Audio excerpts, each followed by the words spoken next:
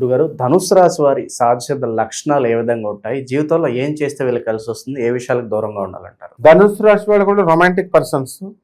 ఎక్కువ లవ్ మ్యారేజ్లు అవి అవుతూ ఉంటాయి. అయితే పెళ్ళిళ్ళు కొంచెం ఎర్లీ మ్యారేజెస్ అయిపోతాయి వీళ్ళకి తొందరగా.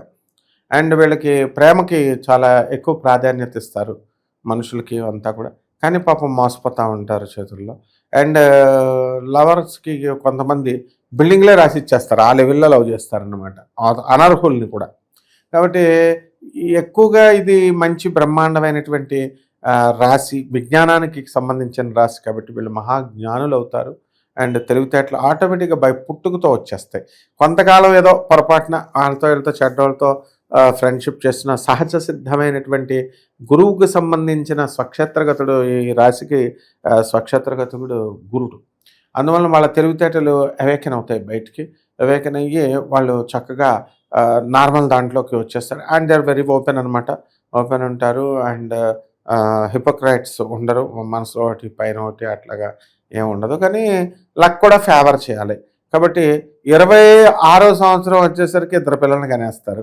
కొంతమంది ఇంకా మీ మధ్యమ కొంచెం దోషం ఉన్నటువంటి వాళ్ళు 29, 30కి మ్యారేజ్ అవ్వడం, పిల్లలు పుట్టడం అలాంటివన్నీ జరుగుతాయి.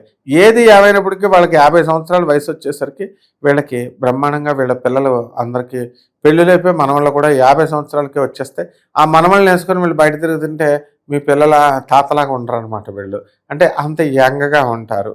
కాబట్టి ఈ యొక్క రాశి వారంతా కూడా నాగార్జున కోవకు చెందినటువంటి వాళ్ళు. మన హీరో నాగార్జున ఎప్పుడు చూసినా మంచిగా యంగ్గా ఎలాగైతే ఉంటాడో ఆ టైప్లో వీళ్ళు యంగ్ ఫిట్నెస్ కోసం, ఆరోగ్యం కోసం వీళ్ళంతా కూడా ఎక్కువ శ్రద్ధ చూపిస్తారు.